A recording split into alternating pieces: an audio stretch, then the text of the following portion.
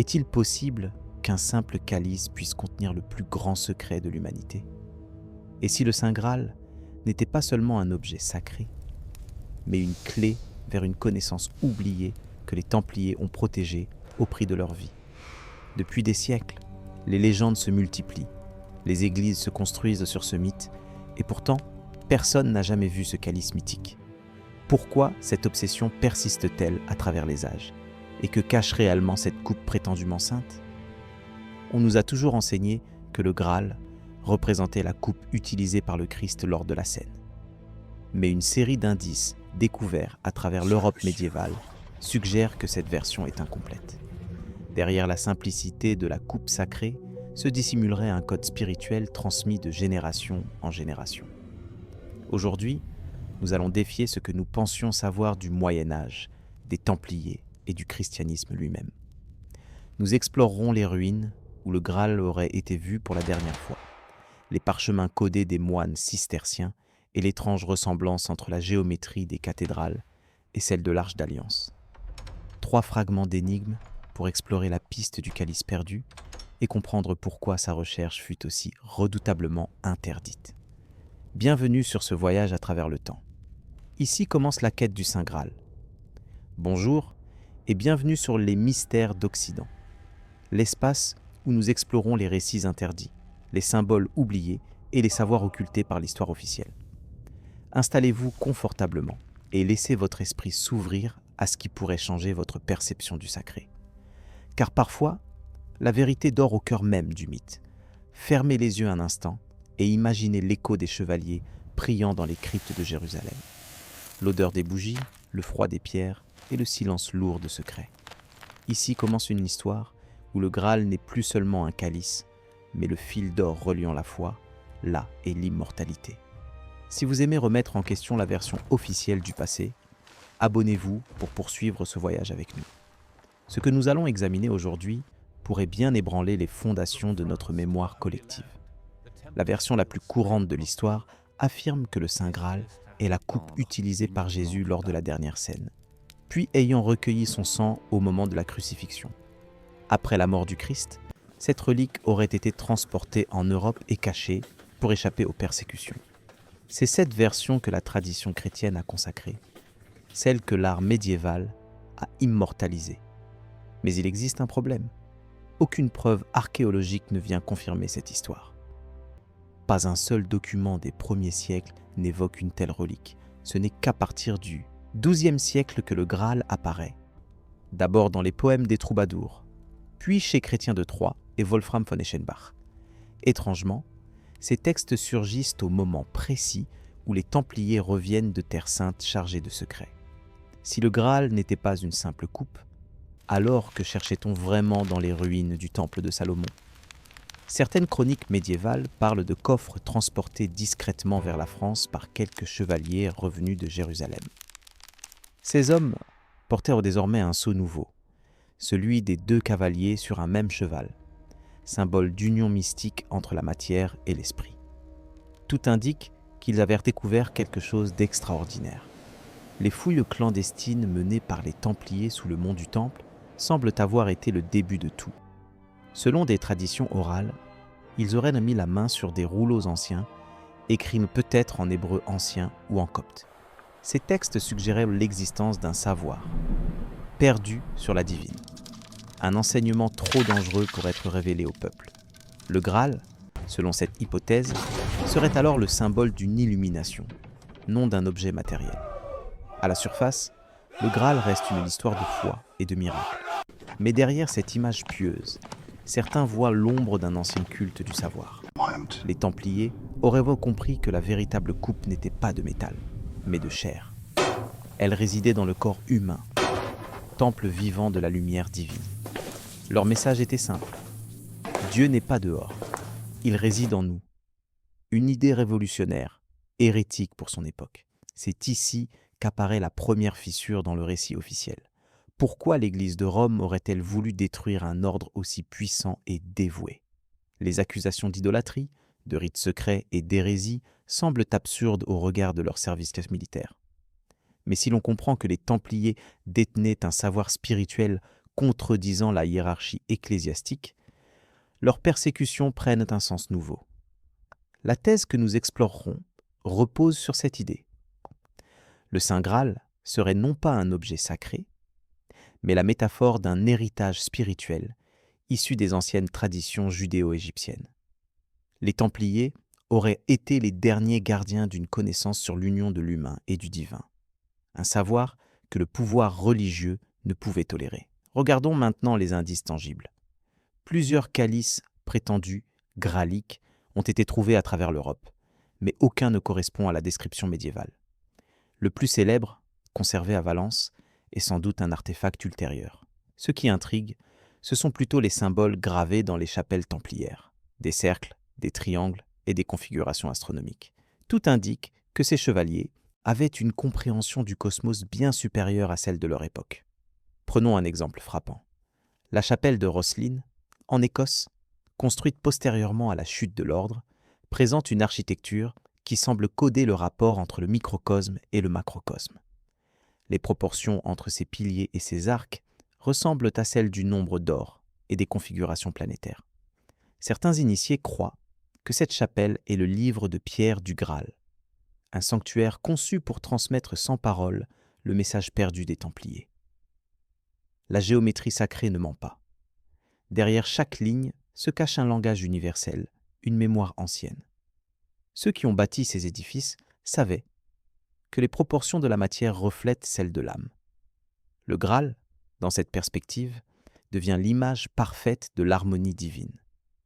Un contenant capable de recevoir la lumière du monde. Ce symbole est si puissant qu'il traverse les siècles en se transformant selon les cultures, mais toujours porteur d'un même message, la quête de l'unité. Les sciences contemporaines redécouvrent peu à peu ce que ces moines soldats avaient pressenti. Dans la forme du vortex et les spirales de l'ADN, certains voient la même structure que dans le symbole du Graal. Une correspondance entre matière et conscience, entre biologie et mystère. Les mathématiques ne mentiraient donc pas. La divinité serait encodée dans la structure même du vivant. Mais au-delà des formules et des pierres, les récits anciens offrent eux aussi des indices. Les légendes celtiques, bien avant le christianisme, parlaient d'un chaudron magique qui offrait la vie éternelle et la sagesse aux initiés. Ce chaudron, souvent associé à la déesse Kéridwen, portait déjà la même essence que le Graal. La mythologie ne fait ici que changer de nom, révélant une continuité entre les cultes anciens et le mysticisme templier. Ainsi, ce que nous appelons le Saint Graal ne serait que la dernière version d'un mythe universel, celui de la source de la vie et de la connaissance. Les Templiers, en contact avec des traditions orientales et soufis, auraient compris cette vérité et cherché à l'intégrer à leur propre spiritualité. L'Occident chrétien ne pouvait alors admettre qu'une telle illumination n'ait pas besoin d'intermédiaire, ni de dogme. En reliant les pierres des cathédrales, les symboles ésotériques et les poèmes du XIIe siècle, une image nouvelle se forme. Ce n'est pas celle d'un simple trésor, mais celle d'un code spirituel universel. Le Graal devient alors une porte, un passage vers la connaissance intérieure. Peut-être est-ce là ce que les Templiers cherchaient vraiment, la réintégration de l'homme dans le divin, l'union de la matière et de l'esprit. Et si l'on a tant voulu effacer leur mémoire, ce n'est peut-être pas parce qu'ils étaient incoupables, mais parce qu'ils avaient vu l'invisible. Celui qui découvre le Graal, selon les légendes, ne trouve pas une coupe, mais une vérité qui libère. Dans ce sens, la quête du calice perdu devient la quête de soi-même. Ce mythe, transmis à travers des siècles de silence, murmure encore à nos consciences modernes. Il parle d'une sagesse oubliée, d'un pouvoir intérieur que l'histoire a voulu taire. Car peut-être que le véritable secret du Graal n'est pas d'être caché quelque part, mais d'attendre d'être reconnu au cœur de chacun. Si le Graal est la lumière contenue dans la chair, alors chaque être humain est son propre calice. Et c'est peut-être là, dans cette révélation intime, que se trouve la clé que les Templiers ont tenté de protéger. L'humanité entière représente ce trésor qu'ils ont juré de cacher aux puissants. Et comme eux, nous sommes encore aujourd'hui des pèlerins en quête de sens. Restez jusqu'à la fin, car les prochains chapitres révéleront comment ces chevaliers ont codé leurs secrets dans les murs, les cérémonies et même la musique. Le calice perdu n'a jamais disparu. Il s'est simplement transformé en symbole vivant, vibrant dans chaque âme prête à le recevoir. Avant que le terme Graal ne résonne dans les églises et ne devienne un symbole de la foi chrétienne, il existait déjà un mythe plus ancien, plus sauvage, enraciné dans la brume des forêts celtiques. C'était le récit d'un chaudron magique, capable de rendre la vie, de guérir les blessures et d'accorder la sagesse éternelle. Ce récipient mythique, présent dans les chants druidiques, portait déjà les attributs de ce que l'Europe médiévale appellera plus tard le Saint Graal. La différence réside dans l'intention spirituelle. Là où le calice chrétien servait à contenir le sang du Christ, le chaudron celtique symbolisait la matrice du monde, le ventre de la création. Les druides le nommèrent parfois chaudron de l'abondance, mais son essence n'était pas d'ordre matériel. Il représentait la source primordiale où toute vie prend naissance. Dans les légendes galloises, seuls les initiés pouvaient en boire le contenu, car cette eau sacrée reflétait la vérité de l'âme. Celui qui n'était pas pur d'esprit en ressortait consumé. Déjà à cette époque, la quête du Graal n'était pas un voyage physique, mais un chemin d'éveil. Lorsque les Romains ont conquis les terres celtes, ils ont tenté d'effacer ces traditions, jugeant ces rites païens et dangereux. Pourtant, les symboles ont survécu, transmis secrètement dans les montagnes, les monastères et les traditions orales. Le chaudron s'est transformé en coupe, les déesses mères enceintes, les héros en chevaliers. Sous la croix, le vieux mythe du calice du renouveau prenait un nouveau visage, plus acceptable pour les croyants de l'Empire. Mais cette métamorphose cache une vérité dérangeante. Le christianisme n'a pas inventé le Graal, il l'a rebaptisé. Les prêtres des premiers siècles ont adapté ce symbole ancien pour lui donner un sens conforme à leur doctrine. Ainsi, la figure du calice devint le témoin de la passion, et non plus celui de la création. Pourtant, les traces de ses origines demeurent gravées dans les pierres et les récits oubliés. Des études ésotériques du XIXe siècle évoquaient déjà cette parenté entre le Graal et le chaudron de Céridwen, la déesse galloise de la transformation. Dans son mythe, Céridwen faisait bouillir une potion pendant 1 année et 1 jour pour offrir la sagesse divine à son fils. Par hasard, un jeune serviteur goûta à une seule goutte du breuvage et reçut toute la connaissance. Ce récit ancien, frappant de ressemblance, préfigure déjà l'idée d'un Graal qui ne contient pas le sang, mais la lumière de l'esprit. Au cœur de la Bretagne, certaines pierres levées sont encore alignées selon des axes astronomiques qui marquent les solstices et les équinoxes. On y célébrait autrefois des cérémonies liées au soleil et au cycle de la vie. Ces sanctuaires servèrent de pont entre la terre et le ciel, comme si les anciens savaient que la matière et l'esprit ne sont qu'un seul et même instrument. Ce principe d'union, gravé dans les mythes naturels, deviendra plus tard l'axe central de la philosophie templière. Les Templiers, eux, ne sont pas apparus dans un vide spirituel. Lorsqu'ils se sont rendus en Terre Sainte, ils ont rencontré non seulement les traditions juives et chrétiennes, mais aussi les héritages orientaux qui parlaient des forces de la création. Il est probable qu'ils aient reconnu dans les mythes locaux des échos familiers des légendes européennes. Certains symboles sculptés dans leurs chapelles rappellent étrangement les spirales celtiques et les motifs druidiques du chaudron sacré. La frontière entre le mythe et la foi devenait alors floue. Certains chroniqueurs médiévaux affirment que les Templiers considérèrent le Graal non comme une relique unique, mais comme une énergie universelle. Ils voyaient en lui la manifestation visible de la sagesse divine, une lumière voilée par la matière. Dans ce cadre, la coupe n'était qu'un prétexte, un symbole volontairement simple pour parler d'une vérité indicible.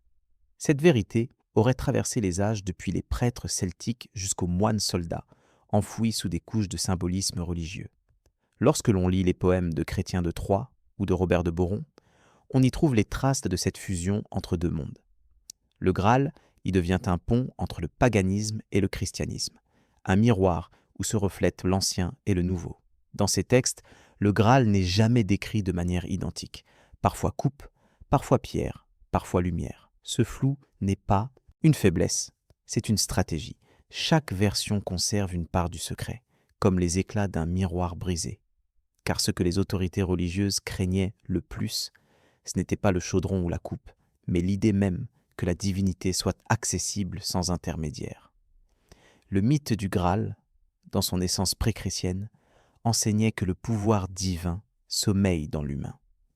Cette autonomie spirituelle menaçait l'ordre établi. Transformer cet ancien symbole en relique de chair et de sang permettait de le soumettre à la hiérarchie ecclésiastique et d'en contrôler l'interprétation. Pourtant, de la Bretagne à la Gaule, des fragments d'un autre langage persistent. Les bardes chantaient autrefois que la coupe sacrée devait être trouvée non par la guerre, mais par la pureté du cœur. La quête du Graal n'était pas conquête, mais initiation. Celui qui trouvait le Graal ne devenait pas roi d'un royaume matériel, mais maître de lui-même. Cette idée, très proche des philosophies orientales, réapparaîtra étrangement dans les enseignements cachés des Templiers. On retrouve aussi le thème du chaudron dans les traditions nordiques, notamment dans l'histoire du chaudron du géant Ymir, où les dieux cherchaient le réceptacle capable de contenir l'océan de la création. Cette quête divine pourrait être considérée comme une métaphore cosmique de la recherche du Graal. Partout, le récipient sacré est là, et lié à la transformation, à la fusion des contraires, à la réconciliation de la lumière et de l'ombre. En étudiant les motifs gravés sur certaines croix celtiques, on remarque des roues solaires, des spirales et des nœuds infinis. Ce sont des représentations de cycles éternels, d'équilibre parfait entre les forces du monde. Le Graal appartient à cette même logique. Il contient ce qui relie le haut et le bas, le temporel et l'éternel. Cette conception cyclique du sacré diffère de la vision linéaire imposée plus tard par la religion dominante. Les Templiers, sensibles à ces symboles, ont peut-être cherché à les préserver sous d'autres formes. Il est fascinant d'imaginer que sous chaque cathédrale médiévale repose un sanctuaire plus ancien, druidique ou païen. Les bâtisseurs chrétiens auraient recyclé les lieux de culte celtiques pour ériger leurs églises, comme si la pierre elle-même gardait la mémoire des rites anciens. Chaque autel, chaque orientation astronomique, chaque vitrail serait un palimpseste, un texte nouveau, écrit sur le silence d'une mémoire plus ancienne. Et dans ce langage de pierre, le Graal continue de parler, discret mais inaltérable. Le parallèle entre les déesses, mères celtiques, et la Vierge Marie est sans doute l'un des indices les plus révélateurs. Dans les traditions païennes, la déesse portait en son sein le chaudron de la création. Dans le christianisme, Marie porte le Christ, celui qui offrira son sang dans une coupe. Le symbole se répète, mais le sens se transforme. À travers ce glissement symbolique, l'Église a absorbé les mythes païens sans jamais les détruire entièrement. Les Templiers, en bons observateurs du sacré, n'ont pas pu ignorer cette filiation spirituelle. Eux qui recherchaient l'unité entre la foi et la connaissance ont peut-être vu dans ces mythes celtiques une vérité perdue, celle d'une sagesse universelle que ni le temps ni les dogmes ne peuvent éteindre. Leur ordre, à mi-chemin entre le monastère et le champ de bataille, incarne précisément cette dualité. La lutte extérieure pour un idéal et la quête intérieure pour la lumière. À mesure que les siècles passaient, le Graal devenait une obsession pour les rois et les poètes, mais son sens véritable se dissimulait derrière les récits héroïques. Ce qui autrefois relevait de l'expérience mystique s'est transformé en une chasse au trésor. Pourtant, dans les cercles initiatiques, on murmurait encore que le Graal n'était pas à trouver, mais à redevenir. Qu'il ne s'agissait pas d'un objet à posséder, mais d'un état à atteindre. Lorsque les Templiers ont rapporté de Jérusalem des connaissances venues d'Orient, ils ont réouvert le livre des origines. Certains pensent qu'ils ont reconnu dans les textes anciens une convergence entre le chaudron des druides, la coupe du Christ et le vase alchimique de la transformation. Tous portaient le même message. Le Dieu s'incarne dans la matière et l'humain peut retrouver en lui cette étincelle perdue. Le Graal devenait alors le symbole d'une transmutation totale, la matière se souvenant de sa propre lumière. Ainsi, le mythe du Graal n'est pas né au Moyen-Âge, il a migré, changé de langue, d'apparence et de dogme, sans jamais perdre son cœur originel. C'est ce cœur que les Templiers ont tenté de protéger, en codant dans leur construction et leurs rituels la mémoire d'une tradition plus ancienne que Rome et que Sion. Leur secret n'était pas une relique, mais une continuité, un fil d'or reliant les dieux anciens, les sages de l'Orient et les mystiques chrétiens. Peut-être que comprendre le Graal, c'est comprendre cette quête de filiation. Dans chaque époque, une poignée d'hommes a cherché à retrouver la source originelle du savoir et du sacré. Le Graal, sous toutes ses formes, reste la trace de cette recherche. Et chaque génération croit en être la dernière détentrice, oubliant que le calice sacré ne se transmet pas, il s'éveille. En vérité, la coupe du Graal n'a jamais été perdue. Elle repose dans la mémoire du monde, inscrite dans les symboles, les chants, les prières. Il suffit d'ouvrir le regard pour la retrouver, car toute offrande de soi est déjà un geste graalique. Les Templiers n'ont pas créé cette quête, ils l'ont simplement réveillée, rappelant à l'humanité que le divin dort en chaque cœur, prêt à se souvenir. La naissance de l'ordre du Temple marque un tournant dans l'histoire du Moyen Âge. Au lendemain des premières croisades, l'Europe oscillait entre la ferveur religieuse et la peur du chaos. C'est dans cette tension que surgissent 9 chevaliers français décidés à protéger les pèlerins sur les routes de Jérusalem. Mais derrière ce geste de foi se cachait peut-être une mission bien plus mystérieuse, un dessein silencieux nourri de visions et de secrets enfouis sous la terre du temple de Salomon. Il faut imaginer ces hommes, vêtus de blanc, portant sur la poitrine la croix rouge, symbole de sacrifice et de courage. Leur idéal n'était pas celui de la conquête, mais celui du service divin. Leurs règles, approuvées par le Concile de Troyes, exigeaient discipline, silence et dévouement absolu. Pourtant, dès leur début, les Templiers ne furent pas de simples soldats.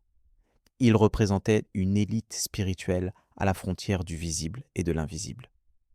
Leur installation à Jérusalem, sur le site même du temple de Salomon, n'est pas une coïncidence. Les sources évoquent leur présence sous les ruines du mont sacré pendant 9 années entières. Officiellement, ils gardaient les lieux saints. Officieusement, tout laisse croire qu'ils fouillaient les souterrains à la recherche d'un savoir ancien. Certains croient qu'ils y ont trouvé des textes, d'autres parlent d'objets sacrés, d'une énergie ou d'une connaissance qui dépassait leur époque. Dans la symbolique médiévale, le chiffre 9 n'est jamais innocent. Il évoque la perfection, l'accomplissement, la fin d'un cycle avant la Renaissance. Les 9 premiers Templiers auraient donc célébré une alliance plus grande que celle des hommes. Un serment entremêlant la foi chrétienne, la ésotérique et la mémoire des traditions antérieures. Ce pacte invisible pourrait être la véritable genèse du mythe du Graal au sein de l'ordre. À cette époque, Jérusalem était une mosaïque de civilisations, un carrefour de cultes et de philosophies. Chrétiens, juifs et musulmans partagèrent une même fascination pour la sagesse antique. Les Templiers, en contact avec les savants arabes, auraient parfois découvert l'alchimie, la géométrie sacrée et les mathématiques venues d'Égypte et de Babylone. Cette fusion des savoirs fit d'eux bien plus que des guerriers. Ils devinrent les gardiens d'une tradition universelle. Si leurs adversaires voyaient en eux des fanatiques, il est probable qu'en secret, ils poursuivaient une autre forme de croisade, celle de l'illumination. Dans leur chapitre secret, les chevaliers priaient pour recevoir la lumière intérieure, pour unir l'épée et le calice, la matière et l'esprit. Cette union sacrée devint la matrice du mythe templier, un idéal de pureté que l'on retrouve dans la quête du Graal. Trouver le calice, c'était atteindre cet état d'équilibre parfait entre le corps et l'âme. Les archives médiévales mentionnent d'étranges rituels pratiqués par certains chevaliers du Temple. Les témoins parlèrent de prières nocturnes dans les cryptes, d'un baiser mystique échangé entre initiés, d'images de têtes sacrées couvertes de bijoux. L'Église, terrifiée par ce mélange de ferveur et de secret, y vit des signes d'hérésie. Pourtant, derrière ces symboles se cache peut-être un enseignement codé, héritier d'une spiritualité plus ancienne que le christianisme lui-même. La tête vénérée des Templiers, appelée parfois Baphomet, aurait représenté selon certains le principe de la sagesse incarnée. Ce n'était pas une idole démoniaque, mais une figure de la connaissance. Elle aurait symbolisé le visage intérieur du divin, l'image de Dieu reflétée dans l'homme. Ainsi, pour les Templiers, la quête du Graal se confondait avec la quête de cette image parfaite, retrouvée à travers l'initiation et la discipline du cœur. Ceux qui parlaient de ces mystères étaient perçus comme des fous ou des hérétiques. Le pouvoir religieux, déjà inquiet de la puissance économique et politique du temple, voyait d'un mauvais œil cette conception intime du sacré. L'ordre templier devint alors double, officiel et caché. À la surface, des chevaliers pieux au service de la chrétienté. Dans l'ombre, des initiés cherchant à comprendre les lois du monde et les secrets du divin. Leurs symboles deviennent alors autant de clés codées pour ceux qui savent les lire. À mesure que leur richesse grandissait, l'influence des Templiers s'étendait à travers l'Europe. Ils fondèrent des commanderies, érigèrent des églises circulaires inspirées du Saint-Sépulcre et administraient leurs terres selon un ordre presque monastique. Mais derrière ces structures apparentes, leur construction contenait un langage invisible, une géométrie basée sur le nombre d'or, sur des rapports célestes et des schémas de perfection. Chaque proportion, chaque courbe traduisait la croyance en un ordre universel dont le Graal était la clé. Dans leurs archives, les Templiers conservaient des textes venus d'Orient, mêlant la kabbale hébraïque et la pensée gnostique. Ces écrits suggéraient que la création du monde résultait d'un acte de vibration, d'une parole divine devenue matière. C'est ici que le Graal prend tout son sens, non comme un objet, mais comme un réceptacle de cette vibration primordiale. Le calice devient alors symbole du cœur humain, capable de contenir la lumière de Dieu. Vers le milieu du XIIIe siècle, la légende du Graal se répand dans toute l'Europe. Le peuple y voit la quête du chevalier parfait, celui qui trouve la rédemption par la pureté. Mais pour les initiés, ces récits ne sont que des métaphores d'un travail intérieur. Derrière Perceval et Galade se cache l'idéal templier lui-même, celui de l'homme qui, en purifiant son esprit, devient digne de contempler le mystère divin. Le mythe populaire n'est que le voile posé sur une vérité hermétique. Les Templiers avaient compris que pour protéger ce savoir, il fallait le cacher dans des symboles accessibles à tous mais compréhensibles par quelques-uns. Ainsi, leurs églises devenaient des livres de pierre. Le cercle représentait le ciel, le carré la terre, et la croix rouge l'union des deux. Cette géométrie sacrée, transmise par leurs architectes, contenait la formule même du Graal, l'union de la forme et de la lumière, de la matière et du souffle. Leur devise non écrite pourrait se résumer ainsi: cherche le divin, non dans les nuages, mais dans la pierre. Les cathédrales gothiques qu'ils inspirèrent sont les chapelles du Graal en chair et en pierre. Sous leurs arches, la lumière matérialise le mystère. Lorsque le soleil pénètre par les vitraux, il transforme la pierre en esprit.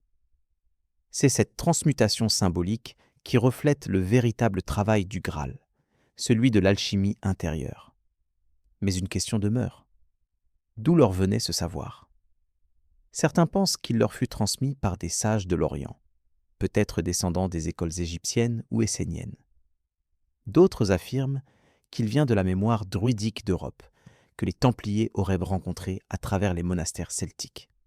Quelle qu'en soit la source, leur touchait à un point dangereux, celui où la foi devient connaissance directe, sans besoin d'intermédiaire. Et c'est précisément cela que Rome ne pouvait tolérer. La tension entre l'obéissance religieuse et la recherche spirituelle se fit de plus en plus forte. L'ordre du Temple accumulait des richesses considérables, prêtait au roi et s'affranchissait peu à peu du contrôle pontifical. Ce pouvoir matériel devint le masque d'un pouvoir intérieur beaucoup plus redoutable, celui de la liberté de penser. Là encore, le Graal se manifeste, non comme un trésor, mais comme une idée dangereuse, celle que la vérité ne peut être possédée, seulement vécue. Le mythe du Graal, relié à leur histoire, devint alors une parabole vivante. Trouver le Graal équivalait à atteindre la sagesse que l'ordre promettait à ses frères, la connaissance intégrale de soi. Le chevalier n'était plus un guerrier au service d'un roi, mais un pèlerin du divin en quête de sa propre lumière. Et dans cette transformation, la légende du calice rejoint la réalité humaine des Templiers, une fraternité en marche vers la vérité absolue. À la veille de leur chute, il est probable que les Templiers savaient déjà que leur fin terrestre approchait.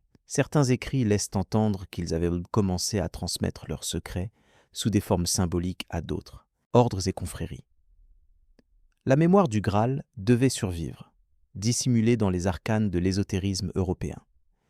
Et c'est ainsi que le mythe a perduré, toujours vivant, à travers les siècles, sous 1000 visages différents. L'ordre du Temple fut donc bien plus qu'une institution militaire. Il représentait un pont entre les âges, entre la religion et la sacrée, entre le visible et l'invisible. En eux se réunissaient les traditions de l'Orient et de l'Occident, comme si leur mission secrète avait été d'unifier les fragments dispersés du savoir ancien. C'est dans ce creuset qu'est né le mythe du Graal, tel que nous le connaissons. Non pas une relique, mais une voie. Comprendre la naissance de ce mythe, c'est saisir la signification profonde de la quête templière. Ce qu'ils ont trouvé sous le temple de Salomon n'était peut-être pas un objet, mais une révélation. Une certitude que le divin habite le cœur de l'homme et que toute lumière extérieure n'est qu'un reflet de celle qu'il porte en lui. C'est cette connaissance, plus précieuse que l'or, qu'ils ont tenté de préserver jusqu'à la fin de leur ordre, donnant au monde une légende immortelle. Celle du Graal, miroir de la vérité cachée. Sous les pierres brûlantes du mont du Temple, là où s'élevait autrefois le sanctuaire de Salomon, commença l'un des mystères les plus fascinants de l'histoire humaine. Pendant des années, les chevaliers du Temple ont vécu au cœur de ce lieu sacré, officiellement pour protéger les pèlerins, mais officieusement pour accomplir une mission tenue secrète. Leurs activités nocturnes, les fouilles discrètes menées dans les catacombes, ont alimenté d'innombrables légendes. Que cherchaient-ils exactement sous ces ruines interdites? Une relique, une connaissance, ou peut-être une force que le monde n'était pas prêt à comprendre. Jérusalem, au croisement des grandes religions, abritait encore les traces du temple de Salomon, détruit des siècles plus tôt. Selon la tradition, ce temple n'était pas seulement un lieu de culte, mais un pivot entre le ciel et la terre. Ses fondations auraient été édifiées selon des proportions sacrées alignées sur les étoiles. De nombreux érudits médiévaux pensaient qu'il renfermait aussi des objets mythiques, l'arche de l'Alliance, le bâton de Moïse et peut-être la fameuse coupe qui deviendrait plus tard le Saint Graal. Les 9 premiers Templiers avaient à prêcher la pauvreté de corps, mais leur véritable ambition était la richesse de l'esprit. En explorant les souterrains du Mont Sacré, ils espéraient retrouver les vestiges de la sagesse antique transmise par les prêtres hébreux. Certains textes mentionnent la découverte d'une salle couverte d'inscriptions énigmatiques et de symboles ésotériques. Ces signes leur auraient révélé un savoir ancien sur de la création et les lois secrètes de l'univers. Il est dit qu'une nuit, après des années de silence, les chevaliers sortirent enfin des profondeurs du temple avec des coffres scellés. Nul ne sut jamais ce qu'ils contenaient. Certains Arabes témoins de ces fouilles racontèrent que les Templiers avaient trouvé des rouleaux d'or fins gravés de prières célestes. D'autres affirmèrent qu'ils emportaient un objet qui brillait d'une lumière bleue, preuve d'un pouvoir incompris. Quoi qu'il en soit, après cette découverte, leur mission changea radicalement. À leur retour en Europe, les Templiers furent reçus comme des héros. Le pape valida leur ordre, les rois leur offrirent des terres, et bientôt leurs coffres se remplirent d'or. Mais ce pouvoir ne venait pas seulement de la richesse. Il semblait que les Templiers possédaient une intelligence nouvelle du monde, une conception du divin qui dépassait les dogmes de leur temps. Cette sagesse aurait pris racine dans ce qu'ils avaient trouvé dans les profondeurs de Jérusalem. Les manuscrits qu'ils auraient redécouverts décrivaient, selon certaines traditions, les enseignements d'un ancien cercle de prêtres du temple. Ces prêtres auraient codé l'heure dans des symboles géométriques et des correspondances astrales. Le Graal, dans cette perspective, ne serait pas un calice tangible, mais la clé d'un langage universel reliant la matière et la lumière. Les Templiers auraient alors compris que cette connaissance pouvait révéler les secrets de la création elle-même. Il est fascinant de penser que sous les ruines du temple, ils aient redécouvert la trace d'une fraternité beaucoup plus ancienne. Avant même Moïse, certains textes parlent des gardiens de la lumière, des êtres investis de la mission de protéger la source divine.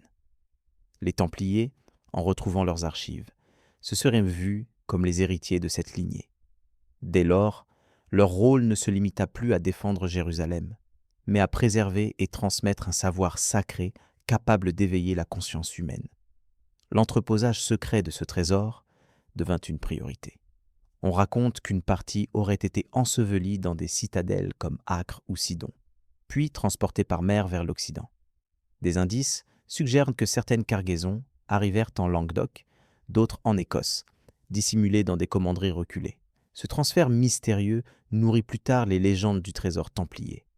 Et si ce trésor n'était pas fait d'or, mais d'autres choses, des documents, des artefacts ou un savoir trop dangereux pour être révélé? Il existe dans plusieurs chroniques la mention de coffrets contenant des cristaux gravés et des instruments étranges. Ces objets auraient permis de lire les étoiles selon une méthode oubliée.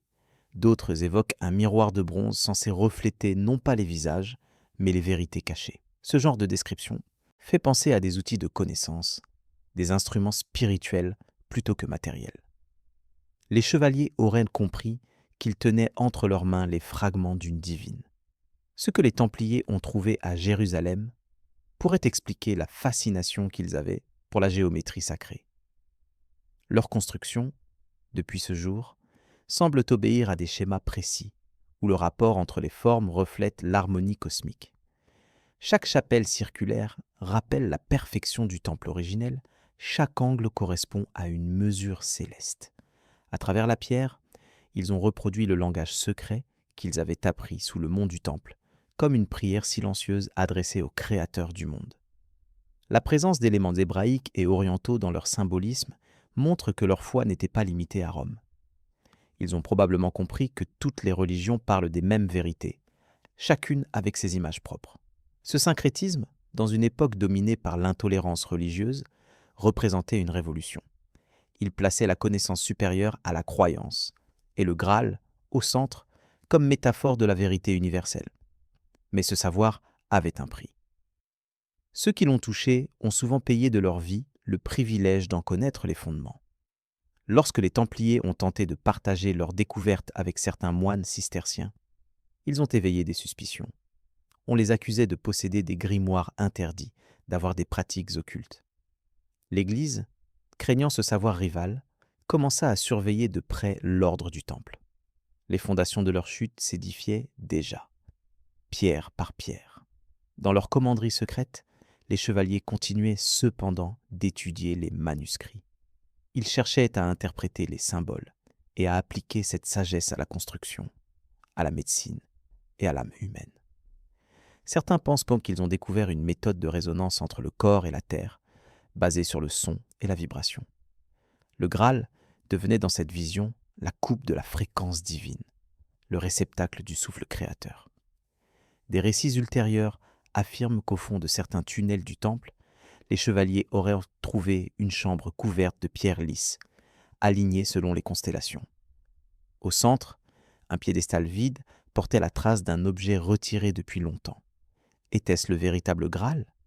Ou bien un symbole destiné à rappeler que la connaissance ne peut être saisie que par l'esprit éveillé ? Ce vide, interprété par certains comme le cœur du secret, devient le reflet de la quête humaine. Chercher dans le monde ce qui ne peut être trouvé qu'en soi. Cette découverte, quelle qu'elle soit, transforma en profondeur la spiritualité templière. Les rituels devinrent plus introspectifs, les prières plus silencieuses. Ils commencèrent à parler du temple intérieur, ce sanctuaire invisible où réside la vraie lumière. C'est à ce moment que le symbole du Graal prit une dimension mystique. Il ne signifiait plus un objet perdu, mais un état d'être. Le trésor de Jérusalem n'était plus matériel. Il était devenu la connaissance que chaque homme doit éveiller en lui-même.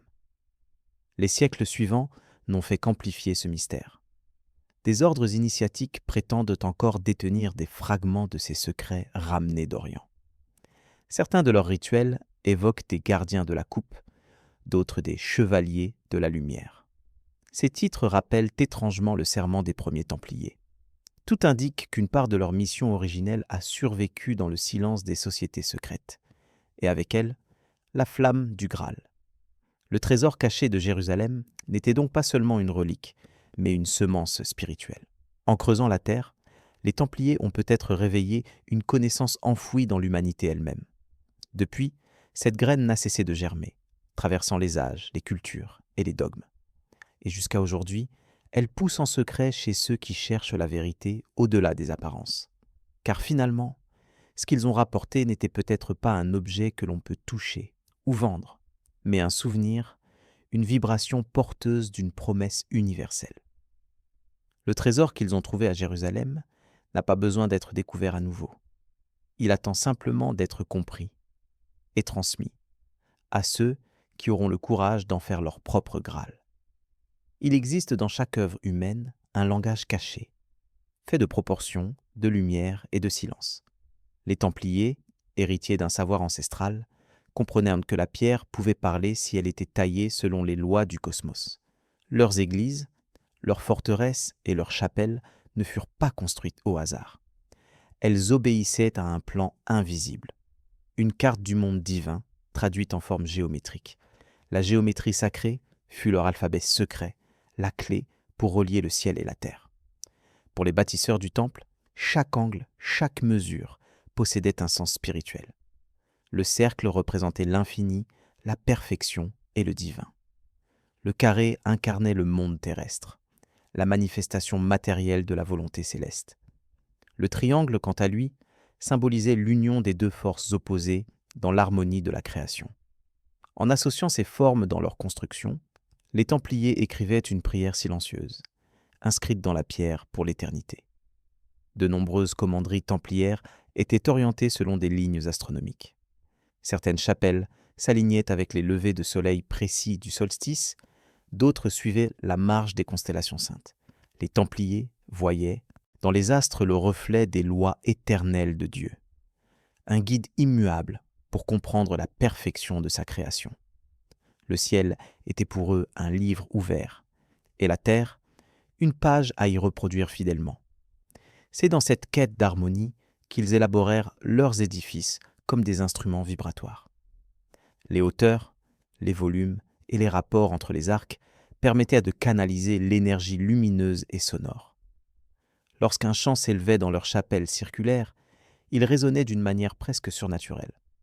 Ce phénomène n'était pas un hasard, mais le fruit d'un calcul précis, conçu pour élever l'esprit de ceux qui priaient dans ce lieu. Le rapport d'or, que les anciens Égyptiens connaissaient déjà, devint la mesure essentielle de leur géométrie. Cette proportion divine, où chaque partie reflète le tout, incarnait la perfection de l'univers. En la reproduisant dans leurs bâtiments, les Templiers pensaient créer un pont entre le visible et l'invisible. Ainsi, leur construction ne servait pas seulement d'abri, mais d'outils spirituels capables d'ouvrir la conscience à une dimension supérieure. Le plan circulaire de la plupart de leurs églises n'était pas anodin. Il rappelait la rotonde du Saint-Sépulcre à Jérusalem, mais il évoquait également la roue du cosmos, symbole d'éternité. Dans la lumière colorée, filtrée par les vitraux, le cercle devenait vivant, mouvement éternel du divin dans la matière. Ceux qui entrèrent dans ces lieux ressentaient instinctivement cette harmonie invisible, sans pouvoir en expliquer la cause. Les Templiers considéraient la lumière comme une manifestation directe du Verbe. Pour eux, Dieu se révélait par l'onde lumineuse, à la fois visible et intangible. En orientant leur bâtiment vers l'est, ils plaçaient leurs prières dans le flux de cette illumination cosmique. Chaque rayon de soleil, qui traversait une ouverture soigneusement calculée, correspondait à un moment sacré, à une rencontre entre le ciel et la matière. Les cathédrales construites sous l'influence templière semblent aujourd'hui des machines à lumière. Chaque pierre y participe à une chorégraphie précise. Les arcs, les colonnes et les rosaces agissent comme des diapasons de pierre. Lorsque la lumière traverse ces parois, elle se transforme en vibration, faisant retentir silencieusement le nom du divin. C'est dans cet art que réside le véritable trésor, transmis par les Templiers, bien plus que dans l'or ou les reliques. Dans certaines gravures, on remarque la présence répétée du chiffre 12. 12 colonnes, 12 fenêtres, 12 marches vers le sanctuaire. Ce nombre représente la totalité du cycle cosmique. Les mois de l'année, les apôtres, les constellations du zodiaque. Pour les initiés, Il symbolisait l'ordre parfait de l'univers dans lequel l'homme devait retrouver sa place. La géométrie devenait dès lors un chemin initiatique, un moyen d'élever son âme à travers la contemplation des formes. La symbolique du Graal trouve ici son prolongement naturel. Si le Graal est la coupe parfaite, son modèle se retrouve dans l'architecture même. Les voûtes et les coupoles reproduisent la forme d'un calice inversé. L'énergie descend du ciel, s'élargit et se recueille dans le sanctuaire central. Entrer dans une chapelle templière, c'est pénétrer à l'intérieur du Graal. La pierre devient la matière de la coupe, et la lumière qui la traverse en est le vin sacré. Le lien entre la géométrie et le sacré dépasse le simple art. Les Templiers savaient que l'ordre des formes correspond à l'ordre des idées. En alignant la pierre selon la logique divine, ils alignaient aussi l'esprit humain avec l'esprit du cosmos. Ce principe ancien, repris des traditions égyptiennes et pythagoriciennes, enseignait que comprendre la structure du monde, c'est s'accorder à son harmonie intérieure. Toute connaissance du Graal passait donc par la maîtrise des formes et des nombres. Certains chercheurs voient dans les mifkars, dans les plans templiers, l'écho d'une oubliée mêlant astronomie, musique et architecture. Chaque bâtiment agirait comme un instrument destiné à reproduire les fréquences du ciel sur la terre. Cette conception unissait la foi et l'art et la prière. Pour les Templiers, à travers la géométrie, ils pouvaient toucher une part de la perfection du Créateur, car toute harmonie est image de Dieu. Dans leur quête, les architectes templiers voyaient leurs travaux comme des actes spirituels. Tracer un cercle équivalait à invoquer le divin. Poser une pierre selon un angle exact, c'était écrire un mot sur le manuscrit du monde. Leurs outils, la règle, le compas et l'équerre, n'étaient pas seulement des instruments de mesure, mais des symboles sacrés représentant les lois éternelles. Chaque coup de ciseau était un acte de foi, chaque ligne un fragment de prière. Les commanderies étaient construites de manière à former sur le territoire un réseau d'énergie. Leurs implantations suivaient parfois les anciennes lignes telluriques connues depuis les druides. Ces axes invisibles reliaient des centres de force naturelle, comme si les Templiers cherchaient à reconnecter la Terre à la structure divine du ciel. Ainsi, leur géométrie n'était pas seulement visuelle, mais énergétique, une architecture qui respire et rayonne encore aujourd'hui. En reliant ces sites sur une carte, certains géomètres modernes ont découvert des alignements troublants reliant les lieux templiers entre eux. De Jérusalem à Chartres, d'Arles à Rosslyn, les distances et les orientations semblent répondre à un plan global. Coïncidence ou intention? Si les Templiers cherchaient à établir une réplique terrestre du cosmos, alors chacune de leurs commanderies formait une étoile de ce vaste firmament humain. Leurs églises devenaient les constellations d'une foi géométrique. La construction de ces édifices fut aussi une école de transformation pour ceux qui y participaient. Les maîtres bâtisseurs s'imprégnaient de la symbolique des formes qu'ils gravaient. Comprendre que le cercle représentait l'unité, c'était déjà en devenir le reflet. Par l'acte de bâtir, l'homme accomplissait en lui-même ce que la pierre exprimait au dehors. C'est là, dans cette union de l'esprit et de la matière, que réside la véritable templière. On raconte qu'à certaines heures du jour, la lumière traversant les vitraux produisait des croix de feu projetées sur le sol. Ceux qui se tenaient à cet endroit ressentaient une paix étrange, comme si le lieu parlait à leur âme. Cette expérience sensorielle était au cœur du mystère templier. L'architecture devenait un instrument de révélation. Quand la matière s'accorde à la lumière, le monde entier devient prière. La géométrie sacrée des Templiers portait en elle le souvenir d'un âge où les hommes construisaient non pour eux-mêmes, mais pour l'éternité. Chaque cathédrale était un Graal monumental, ouvert à tous ceux qui savaient le regarder. Le secret de ces moines soldats n'était peut-être pas un trésor caché, mais un art perdu de relier la pierre et l'esprit, la mesure et le mystère. En déchiffrant leur œuvre, nous redécouvrons le message originel. Dieu se manifeste dans la beauté des proportions. Aujourd'hui encore, au détour d'une chapelle oubliée, la lumière du matin traverse un oculus et vient dessiner un cercle parfait sur la pierre. Ce moment éphémère, calculé il y a des siècles, continue de jouer son rôle silencieux. Rappeler à l'homme qu'il est lui aussi une construction divine, faite de chair et de lumière. La géométrie des Templiers n'a pas vieilli. Elle demeure vivante, inscrite dans les pierres et dans nos âmes, comme le reflet du Graal lui-même. La légende du Graal ne peut être comprise sans évoquer le concept de la connaissance interdite, cette frontière invisible que les Templiers auraient franchie au nom de la vérité. Dans chaque époque, certains hommes ont cherché à percer les mystères de l'origine, mais tous ne l'ont pas fait avec l'autorisation du pouvoir religieux. Pour l'Église médiévale, tout savoir qui dépassait les Saintes Écritures était dangereux, car il menaçait l'équilibre entre la foi et le contrôle. Les Templiers, quant à eux, avaient choisi d'ouvrir la porte que d'autres préférèrent garder scellée. Leur contact avec les civilisations orientales leur permit de découvrir un savoir ancien, remontant bien avant le christianisme. En terre d'Orient, ils auraient rencontré des érudits musulmans et juifs, détenteurs d'une héritée de Babylone, de l'Égypte et même de Sumer. Seth parlait d'un monde où le divin et la matière étaient indissociables, où chaque être était une étincelle du Créateur. Pour les Templiers, cette révélation bouleversait l'ordre établi et donnait au Graal une dimension métaphysique inédite. Ils comprirent que le Graal n'était pas seulement un symbole chrétien, mais un concept universel représentant la connaissance suprême. Dans les anciens sanctuaires égyptiens, les prêtres gardèrent déjà la coupe d'Horus, un récipient sacré censé contenir la lumière du monde. En Mésopotamie, on parlait d'un vase céleste dans lequel les dieux avaient versé la vie. Le Graal des Templiers n'était qu'un écho de ces mythes antérieurs, une tentative de rassembler les fragments dispersés d'un seul et même savoir primordial. Cette continuité troubla profondément les autorités religieuses, car elle remettait en cause le monopole du christianisme sur la vérité spirituelle. Si les Templiers enseignaient que le divin réside dans tout, alors chaque homme pouvait devenir temple de Dieu sans passer par l'Église. Le pouvoir ne supporte pas cette égalité spirituelle. Les moines soldats, en cherchant à unir et foi, devenaient les porteurs d'une hérésie invisible, celle de la liberté intérieure. Les textes templiers disparus auraient contenu des références à cette sagesse universelle.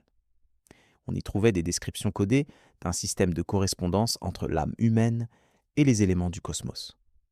La terre, l'eau, le feu et l'air représentaient les 4 étapes de la transformation intérieure, analogues aux états de la matière dans l'alchimie. Le Graal, ultime étape de ce processus, symbolisait la fusion entre l'esprit et la matière, la transmutation complète de l'être humain. Ce savoir, immense et dangereux, reposait sur un principe fondamental, la vibration. Tout dans l'univers, du grain de sable à l'étoile, émet une fréquence unique, et comprendre cette fréquence, c'est accéder à la clé de la création. Les Templiers, instruits par les sages d'Orient, auraient appris à harmoniser certaines prières avec ces lois de résonance. Le son devenait alors un passage entre le visible et l'invisible, une alchimie du verbe qui ouvrait les portes de la connaissance divine. Les cathédrales gothiques qu'ils inspirèrent sont la matérialisation de cette connaissance. Chaque voûte, chaque colonne, chaque intervalle musical entre les cloches traduit une vérité physique et spirituelle. Lorsque la lumière traverse les vitraux et se décompose en couleurs, elle reproduit le spectre originel de la création. Les Templiers avaient compris que le monde est musique et que le Graal n'est autre que l'accord parfait entre toutes ces vibrations. Mais cette des correspondances était interdite, car elle rendait chaque âme souveraine. En connaissant la loi du cosmos, l'homme devenait semblable au Créateur, capable d'agir, non par dogme, mais par résonance. C'est ce savoir que les Templiers auraient gardé dans leur coffre, plus précieux que l'or et les reliques. Les manuscrits parlent d'un chant du monde, d'une onde primordiale qu'ils cherchaient à comprendre et à reproduire. Le Graal n'était plus un calice, mais la mémoire vivante de cette connaissance perdue. Il est possible que cette quête ait conduit les Templiers à redécouvrir certaines pratiques initiatiques très anciennes. Dans leur chapelle, ils effectuèrent parfois des rituels de silence et de lumière, alignant leur respiration sur les cycles lunaires. Cette communion subtile entre l'homme et l'univers permettait d'atteindre un état de conscience modifié, véritable porte vers l'absolu. Cette expérience directe du divin représentait la plus profonde des révélations, mais aussi la plus dangereuse aux yeux des puissants. Dans cette perspective, le Graal devient le symbole d'un pouvoir de transformation, intérieur et cosmique. Boire à la coupe ne signifiait pas seulement recevoir la grâce, mais devenir soi-même la coupe. L'homme devenait l'instrument par lequel le divin se révélait. Cette idée contredisait radicalement la vision hiérarchique du monde chrétien médiéval. Pour les Templiers, la ligne entre Dieu et l'homme n'était pas une séparation, mais un rayon de lumière traversant la même coupe infinie. Il faut imaginer la peur que cette idée sema dans les couloirs du pouvoir ecclésiastique. L'Église vivait de l'obéissance, les Templiers prêchaient l'éveil. Le trône papal ne pouvait tolérer un ordre capable de révéler à chacun la clé du salut sans prêtre ni confession. En silence, on commença alors à les accuser d'hérésie, à surveiller leurs messes secrètes, à percer leurs symboles gravés dans la pierre. Le Graal, jadis symbole d'unité, devenait le motif de leur condamnation. Pourtant, les indices montrent que cette connaissance ne s'est jamais perdue. Certains fragments survécurent dans les manuscrits alchimiques du XVe siècle, dans les écrits mystiques et les mouvements rosicruciens.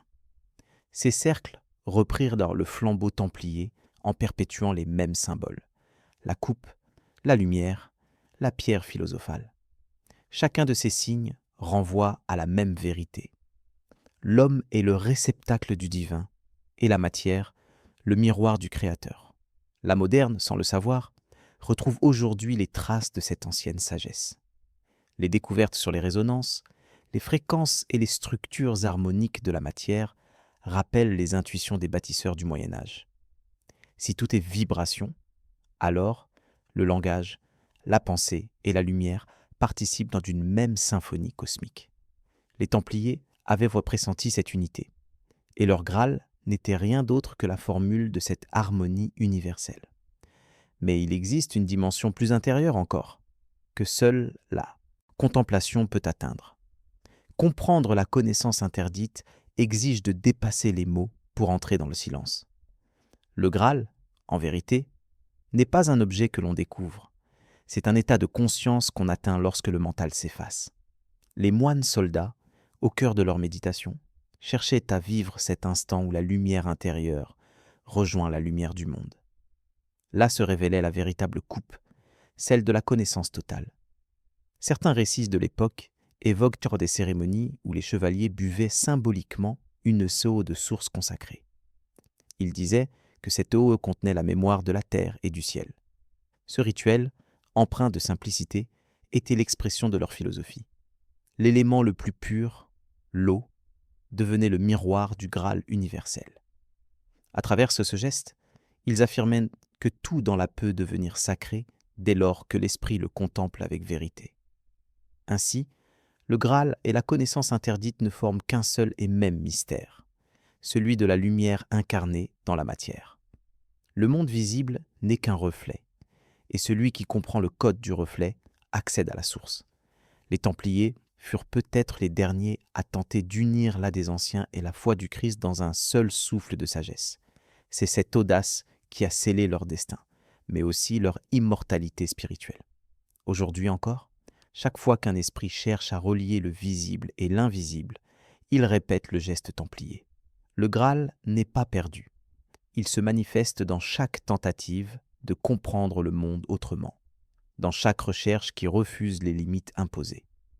La connaissance interdite ne l'était que pour ceux qui craignent la lumière. Pour les autres, elle est l'appel éternel du divin vers sa propre révélation. Et peut-être que la véritable trahison des Templiers ne fut pas d'avoir caché un secret, mais d'avoir voulu le partager. Le Graal n'aurait jamais dû appartenir à un ordre ni à une religion.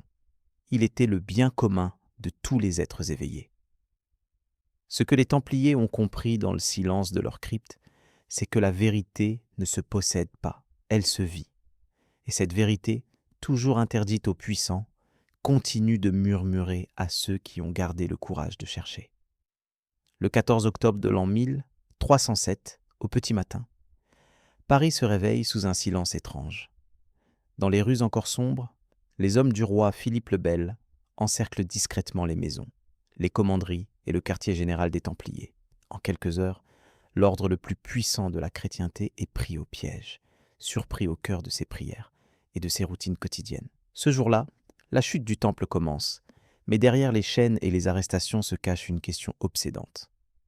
Qu'avaient-ils emporté avec eux avant que le coup près ne tombe? Officiellement, l'accusation est simple et terrifiante.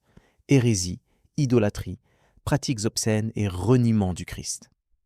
Les Templiers, jadis héros des croisades, deviennent d'un coup des ennemis de la foi. Le roi accuse l'ordre de s'être détourné de Dieu, de vénérer des têtes mystérieuses, de cracher sur la croix.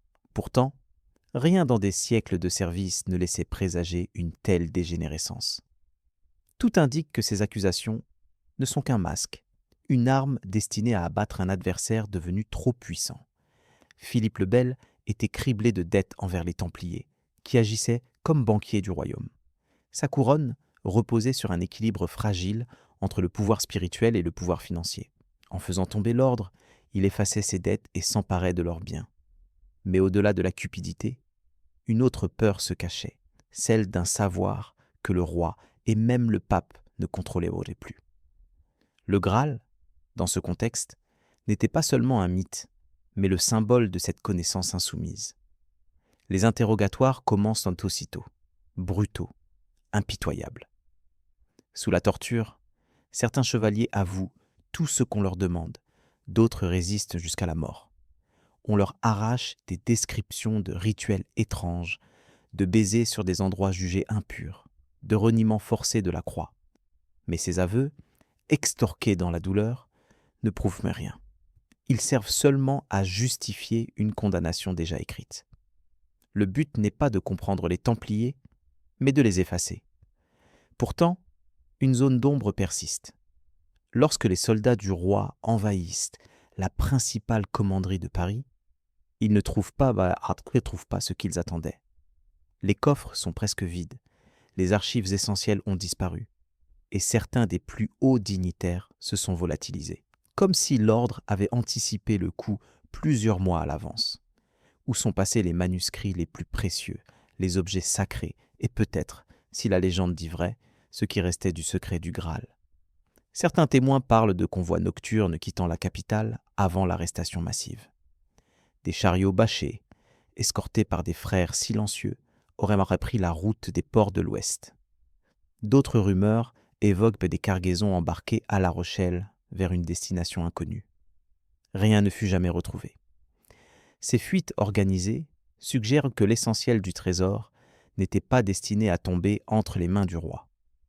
Il avait été envoyé ailleurs, vers des terres plus sûres.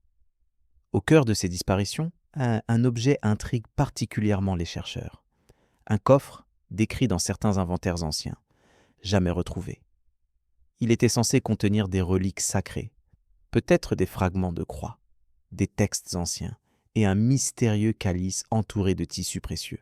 Ce coffre aurait été déplacé plusieurs fois au cours des dernières années du Temple, comme si l'ordre sentait venir la tempête. Si le Graal, sous quelque forme que ce soit, avait reposé un jour à Paris, il n'y était déjà plus lors de la rafle royale. Les procès se prolongent durant des années. Les Templiers survivants sont brisés physiquement et moralement, mais certains continuent de clamer leur innocence jusqu'au bûcher. Jacques de Molay, dernier grand maître, refuse jusqu'au bout d'avouer une hérésie qu'il s'est fabriquée. Sur l'île de la Cité, alors que les flammes montent, il lance une malédiction contre le roi et le pape. Mais ce n'est pas seulement des hommes qui l'accusent, c'est un système qui a préféré étouffer la vérité plutôt que de la laisser fleurir. Dans les flammes qui dévorent le grand maître, une partie de la mémoire templière disparaît à jamais. Pourtant, tous leurs secrets n'ont pas brûlé avec lui. Avant la chute, certains frères avaient probablement reçu pour mission de fuir avec les éléments les plus sensibles de leur héritage. Cartes, manuscrits, symboles de pouvoir. De commanderie en commanderie, un fil discret continuait de se tisser, comme une veine souterraine transportant le sang d'un ordre en apparence mort. Une question obsède depuis les historiens et les mystiques. Qu'est-ce qui valait un tel acharnement ? Était-ce seulement une question d'argent et de pouvoir ? Ou y avait-il derrière l'ordre du Temple quelque chose de plus dangereux encore? Si les Templiers avaient découvert une vérité sur la du divin, sur le lien entre l'homme et Dieu, cette vérité sapait les fondations mêmes du pouvoir spirituel centralisé. Le Graal, dans ce scénario, devient le symbole de cette vérité qu'on ne pouvait pas laisser se répandre. Certains indices laissent en entendre que les Templiers avaient anticipé leur propre disparition. Dans des chapelles reculées, des inscriptions mystérieuses semblent annoncer la fin prochaine de l'ordre et la survie de son esprit. Rien ne meurt, tout se transforme, pourrait résumer leur philosophie. Si l'institution devait tomber, le secret, lui, devait survivre. C'est ainsi que le Graal se serait détaché du temple pour se fondre dans d'autres traditions, d'autres fraternités, d'autres récits.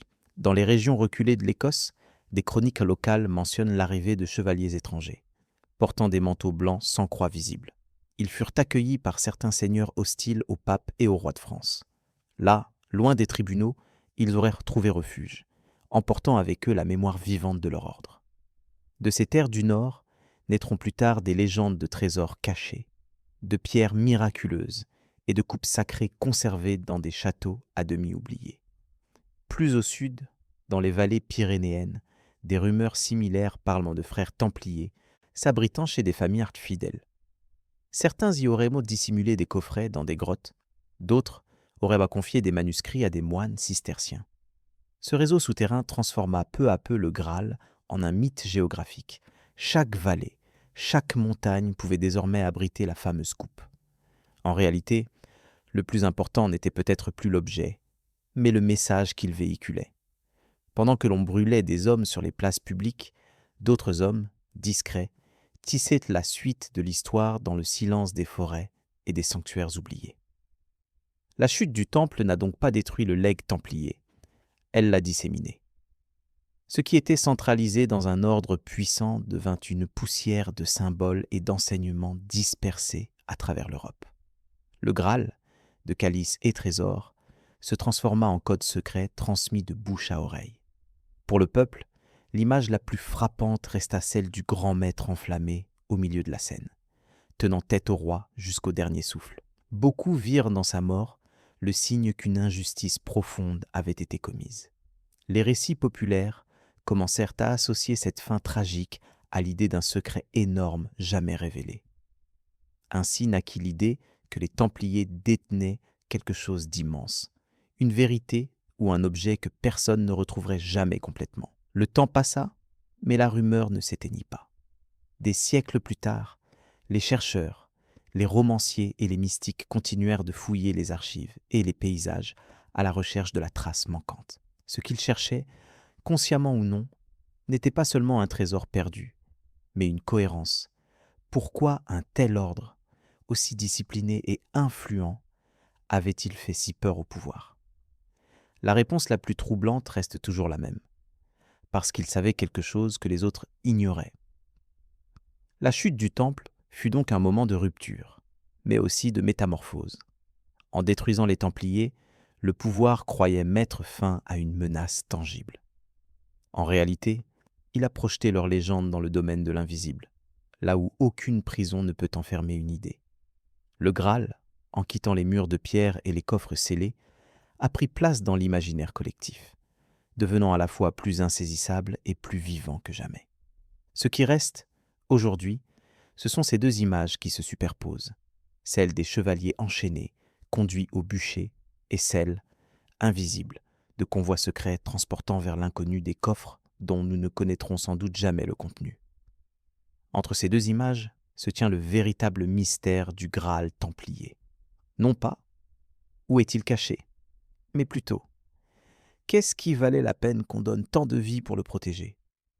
Peut-être que la réponse n'est pas une relique, mais une certaine idée de l'homme, de sa dignité spirituelle et de son lien direct avec le divin. Si tel est le cas, alors la chute du temple n'a pas été la fin, mais le début d'une nouvelle quête. Une quête où chacun, à son tour, est invité à devenir gardien de ce Graal invisible, transmis à travers le feu de l'histoire, intact malgré tous les bûchers. Lorsque le temple s'effondra sous le coup de la persécution, son esprit se dispersa comme des braises emportées par le vent. Ces braises trouvèrent refuge dans les coins les plus reculés du continent, là où la main du roi de France et du pape ne pouvait atteindre. Ainsi commença un long voyage, silencieux et invisible, au cours duquel le Graal et les secrets des Templiers migrèrent à travers l'Europe. Ce déplacement allait forger une légende nouvelle, celle du trésor perdu que nul ne pourrait jamais capturer. Dans les ports de l'Atlantique, des témoins racontent avoir vu des navires quitter La Rochelle sous le couvert de la nuit, chargés de coffres mystérieux et escortés par quelques moines en blanc. Certains de ces bateaux auraient mis le cap vers l'Écosse, d'autres vers la péninsule ibérique. L'idée d'une dispersion orchestrée n'est pas une théorie récente, elle s'enracine dans la logique d'un ordre habitué à anticiper le danger. Plutôt que de livrer leurs secrets, les Templiers préférèrent les dissoudre dans le vaste espace du monde chrétien. En Espagne, l'empreinte templière est restée profondément inscrite dans les terres d'Aragon et de Catalogne. Les royaumes ibériques, engagés dans la Reconquista, virent dans ces chevaliers errants de précieux alliés. Certains seigneurs offrirent aux survivants des terres fortifiées où ils purent continuer leur mission sous d'autres noms. Là, dans les montagnes du Nord ou dans les châteaux des plaines, ils reconstruisirent des chapelles orientées selon les mêmes lois célestes, gardant allumé le flambeau de la connaissance qu'ils avaient juré de protéger. C'est dans cette péninsule, théâtre de guerre et de foi, que naquit la légende du Graal, selon une tradition nouvelle. Des récits aragonais évoquent une coupe miraculeuse dissimulée dans une forteresse dominant la Méditerranée, transmise de chevalier en chevalier. Ce Graal espagnol, loin d'être un objet physique, symbolisait la souveraineté spirituelle. Celui qui le possédait devenait gardien d'un savoir ancien, héritage des Templiers. Ainsi se mêlèrent histoire et mythe, jusqu'à ce que les rois eux-mêmes commencent à revendiquer cette filiation sacrée. Plus au nord, en Écosse, la mémoire de ces fuites prit une dimension mystique.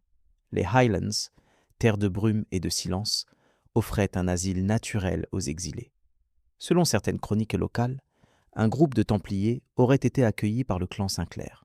Ensemble, ils auraient bâti la chapelle de Rosslyn, chef-d'œuvre de pierre où la géométrie sacrée templière trouva un refuge durable. Chaque colonne, chaque sculpture y semble porter une énigme. Le Graal y aurait trouvé non sa cachette, mais sa traduction architecturale. Les symboles gravés dans la pierre écossaise révèlent des éléments que l'on croyait perdus depuis Jérusalem. Figures d'anges portant des coupes, motifs d'épis de maïs inconnus en Europe à cette époque, et arabesques d'inspiration orientale. Tout indique que les bâtisseurs de Rosslyn détenaient un savoir syncrétique, résultat de la fusion entre l'Orient et l'Occident. Le Graal, plus qu'un objet, y apparaît comme une matrice culturelle, une mémoire de la connaissance universelle transportée sous le manteau des exilés. En France aussi, malgré la répression, certains fragments du temple ont survécu dans le secret.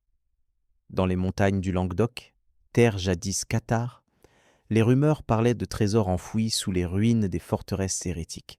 Des familles locales, liées aux anciens chevaliers, auraient protégé les fugitifs et dissimulé leurs manuscrits. Les grottes et cavités naturelles de ces régions devinrent autant de sanctuaires cachés où l'on murmurait encore les prières interdites du temple tombé. Ces refuges contribuèrent à ancrer le mythe du Graal comme symbole de résistance spirituelle. À mesure que les siècles passèrent, le mythe templier se transforma et se mêla aux traditions locales. Dans les légendes bretonnes, le Graal devint une coupe perdue dans les forêts de l'âme, gardée par des fées et des chevaliers invisibles. En Italie, la coupe du Christ se confondit avec le vase d'alchimie. La recherche du Graal y prit la forme d'une quête de transmutation. Partout, la même idée revenait, que la coupe n'était pas un objet de métal, mais un état intérieur. Les Templiers, dispersés mais non détruits, avaient semé leurs symboles dans le cœur de l'Europe. Dans les pays germaniques, la légende prit un ton plus métaphysique encore. Des poètes, inspirés par les récits du Temple, transformèrent la quête du Graal en voyage initiatique vers la lumière. Le chevalier Perceval, figure de l'homme pur cherchant la vérité, devint l'écho littéraire du Templier idéal. L'art et la littérature devinrent ainsi le prolongement du reliquaire perdu, la mise en scène poétique d'une révélation spirituelle qu'aucune institution ne pouvait contenir. Le Graal, désormais, voyageait par les mots. L'influence de ces récits atteignit jusqu'aux premières sociétés ésotériques de la Renaissance. Les héritiers symboliques des Templiers, qu'ils soient rosicruciens, humanistes ou alchimistes, utilisèrent la métaphore du Graal pour désigner la connaissance cachée. Le calice devint alors le symbole du réceptacle humain, l'esprit universel cherchant à se manifester dans l'âme éveillée. Cette vision se diffusa dans les arts, l'architecture et la philosophie, perpétuant ainsi le souffle du temple à travers le temps. Le voyage du Graal à travers l'Europe ne fut pas seulement géographique, il fut aussi spirituel et psychologique. Chaque peuple, chaque génération en traduisit le sens selon sa culture et ses besoins. En Écosse, il fut refuge de la mémoire. En Espagne, symbole de force divine. En Allemagne, miroir de l'âme en quête.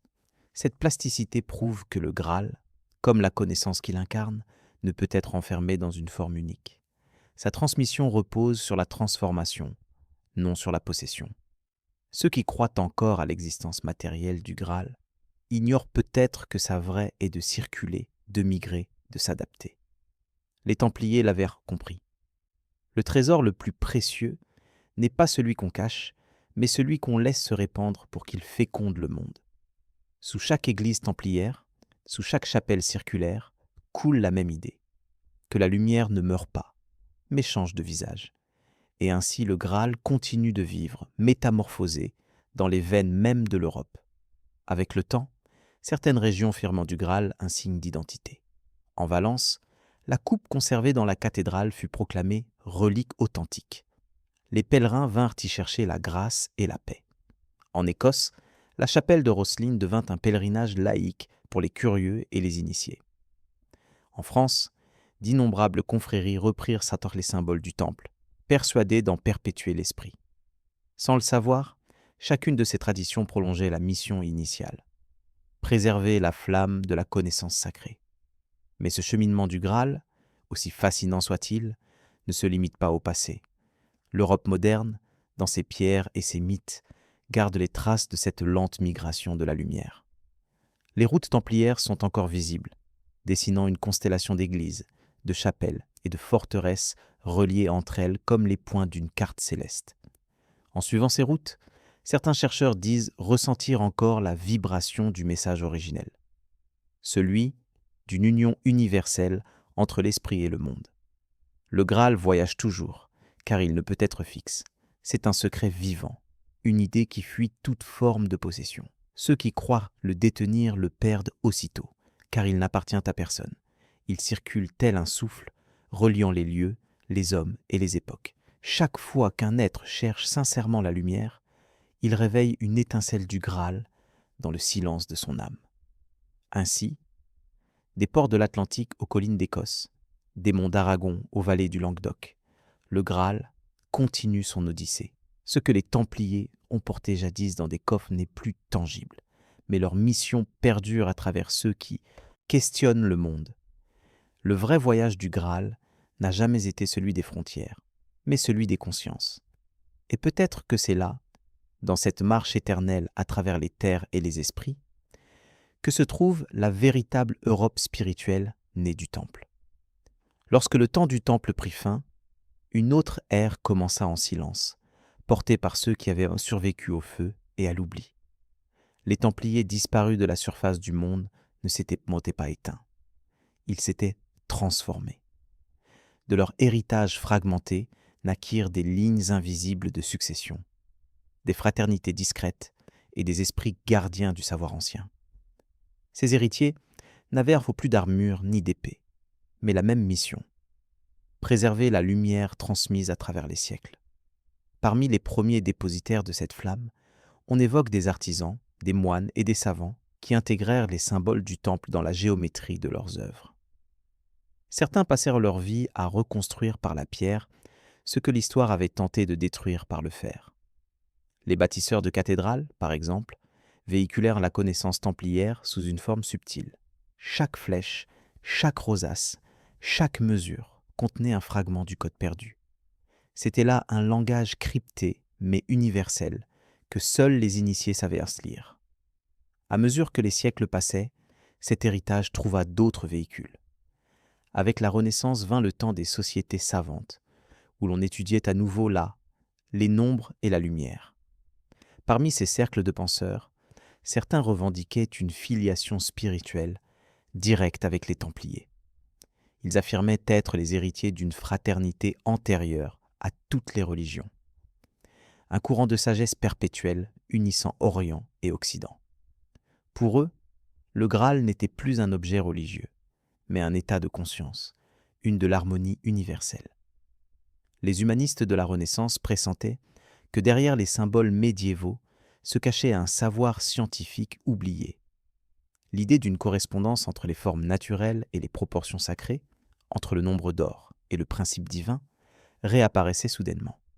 Les anciens secrets de la géométrie templière renaissaient dans les arts, l'architecture et la philosophie.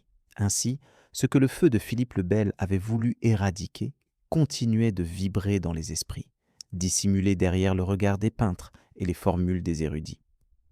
Au cours des siècles suivants, la franc-maçonnerie reprit à son tour cette mission de transmission. Ces loges se réclamèrent des bâtisseurs du temple de Salomon et des chevaliers du temple tombé. Ces symboles, l'équerre, le compas, la pierre brute à tailler, évoquaient à nouveau le travail intérieur et la quête du perfectionnement spirituel. L'idée n'avait pas changé. Construire le temple en soi-même, transformer la matière brute de l'âme en un sanctuaire prêt à recevoir la lumière. Chaque initiation devenait une répétition symbolique de l'œuvre templière. Les historiens modernes débattent encore de la continuité réelle entre templiers et francs-maçons. Mais spirituellement, le lien est indéniable. Les rituels maçonniques reprennent les mêmes étapes que la quête du Graal. Purification, mort symbolique, renaissance dans la lumière. Dans la loge comme dans l'ancienne commanderie, l'homme est invité à devenir lui-même le calice, à trouver en son centre ce que d'autres cherchaient dans les reliques. L'héritage du temple survit donc non par la force des armes, mais par la puissance du sens. D'autres fraternités, plus secrètes encore, affirmèrent également descendre des gardiens du Graal. Les Rosicruciens, marqués par la pensée mystique et alchimique, virent dans le Graal le symbole de la pierre philosophale. Là encore, la coupe sacrée devint métaphore de la transformation intérieure, la transmutation du plomb de l'ignorance en or spirituel. Ces courants, bien que distincts, semblent participer d'un même élan, celui de préserver la connaissance interdite et de la rendre accessible à ceux qui cherchent sincèrement la vérité. L'alchimie, à sa manière, perpétua aussi cette mémoire. Derrière le langage des métaux et des fours, les initiés lisaient un chemin spirituel codé, dissoudre, purifier, recomposer. L'œuvre au noir devenait la nuit du temple en flammes. L'œuvre au blanc symbolisait la transmission du savoir. L'œuvre au rouge, enfin, représentait la renaissance du Graal dans le cœur de l'initié. L'alchimiste poursuivait le même but que le templier disparu. Unir le ciel et la terre dans un seul réceptacle, celui de l'âme éveillée. Dans les monastères et les cénacles d'Europe, certains moines gardèrent vivante la flamme de cette spiritualité templière. Par des chants, des manuscrits et des symboles discrets, ils perpétuèrent la tradition du savoir silencieux. Ces hommes n'avaient plus besoin d'armure ni d'étendard. Leur bataille se livrait dans les profondeurs de l'esprit. À travers eux, le temple devenait état intérieur, invisible mais indestructible. Le Graal s'y révélait comme la conscience divine que nul feu ne pouvait consumer. Au XVIIIe siècle, alors que les Lumières redéfinissaient la place de la raison, l'héritage templier prit une forme nouvelle. Philosophie et ésotérisme ne s'opposaient plus. Ils se complétaient. Les savants initiés voyaient dans les lois de la même vérité que celle des anciens maîtres du temple. Le Graal devint concept unificateur, liant les mondes du visible et de l'invisible, de la matière et de l'esprit. Ce n'était plus un secret religieux, mais une carte du réel que chacun pouvait explorer. Pourtant, cette quête demeurait périlleuse. À chaque époque, ceux qui approchèrent trop près de la vérité durent affronter la suspicion, parfois la censure. Les héritiers du temple apprirent donc à cacher leurs symboles derrière l'art, la musique ou la poésie. Dans les partitions baroques comme dans les fresques renaissantes, la géométrie sacrée du temple se devine encore. L'art devient alors véhicule du Graal, silencieux, lumineux, éternel. Certains affirment que l'ordre du temple n'a jamais disparu, qu'il s'est simplement retiré dans l'ombre, surveillant discrètement le cours de l'histoire. Cette idée fascinante contribue à entretenir la légende. Des descendants du temple, porteurs d'un serment ancien, œuvrant encore pour l'union de la connaissance et de la foi. Réalité ou mythe, peu importe, car ce que symbolise cette croyance dépasse le simple fait historique. Elle rappelle que le savoir sacré ne peut être anéanti, seulement transféré de conscience en conscience. Les héritiers modernes du secret templier ne portent plus la croix rouge, mais ils poursuivent la même quête intérieure. Qu'ils soient chercheurs, artistes ou philosophes, ils reconstruisent sans relâche le temple invisible à travers leur œuvre et leur vie. Chaque découverte, chaque illumination, chaque acte de beauté devient une pierre posée sur cet édifice universel. Le Graal, désormais, n'appartient plus à un ordre, il appartient à l'humanité entière. Il est frappant de voir comment cette idée du Graal ressurgit à chaque moment critique de la civilisation. Dans les périodes de crise, les hommes se tournent instinctivement vers les symboles d'unité et de transcendance. Le Graal, forme ultime de ce souvenir, agit comme une boussole intérieure. Il rappelle à chacun qu'il existe un centre de paix au-delà du tumulte du monde, une source capable de réconcilier la lumière et l'ombre, là et le sacré. Ainsi, des Templiers du Moyen Âge aux penseurs contemporains, une même lignée se dessine, celle des chercheurs de vérité. Tous poursuivent un seul et même idéal, percer le voile des apparences pour retrouver l'essence divine de la vie. Leur travail, souvent solitaire et incompris, constitue la véritable continuité du temple. Leurs outils ne sont plus l'épée ni le bouclier, mais la connaissance, la compassion et la lucidité. Le Graal n'a donc jamais disparu. Il a changé de gardien, de forme et de langage. Il s'est infiltré dans la culture, dans l'art, dans les rêves mêmes de l'humanité. Ses héritiers modernes sont innombrables. Chaque personne qui cherche à comprendre le monde avec sincérité en devient le dépositaire. Le secret du temple vit désormais en chacun, sous la forme d'un appel silencieux à l'éveil. Peut-être est-ce là la véritable victoire des Templiers, avoir ancré l'idée d'un savoir sacré dans l'inconscient collectif. Grâce à eux, des générations successives se sont tournées vers l'intérieur, cherchant le divin non dans les dogmes, mais dans l'expérience. Leur héritage continue à se propager, invisible, dans les arts, les sciences et les âmes. Car la flamme du temple, même voilée par le temps, ne s'éteint jamais vraiment. Et si le Graal, tel qu'il l'avait compris, n'était rien d'autre que cette flamme, la conscience pure, qui se transmet d'un être à l'autre. Dans ce cas, les Templiers n'ont pas été vaincus. Ils se sont dissous dans la lumière qu'ils servaient. Leur héritier ne porte pas de nom. Ils marchent dans le silence, sur le même chemin, vers la connaissance et la paix intérieure. Et c'est à chacun de nous, peut-être, de devenir à notre tour le prochain gardien du secret. Depuis des siècles, le Saint Graal fascine l'humanité par son mystère et sa promesse de vérité. Les Templiers, les mystiques et les chercheurs d'aujourd'hui ont tous tenté de percer son secret. Mais après tant de routes parcourues, tant d'hypothèses et de symboles entremêlés, il reste une question essentielle. Le Graal existe-t-il réellement en dehors de nous? Ou bien n'a-t-il jamais été qu'un miroir tendu à l'homme, pour lui rappeler la lumière qu'il porte déjà en lui? Tout au long de cette quête, nous avons suivi le chemin de la coupe sacrée à travers les âges et les civilisations. Elle a pris 1000 formes, un objet de pouvoir, une relique sacrée, un symbole d'immortalité. Pourtant, plus on la cherche dans la matière, plus elle s'éloigne.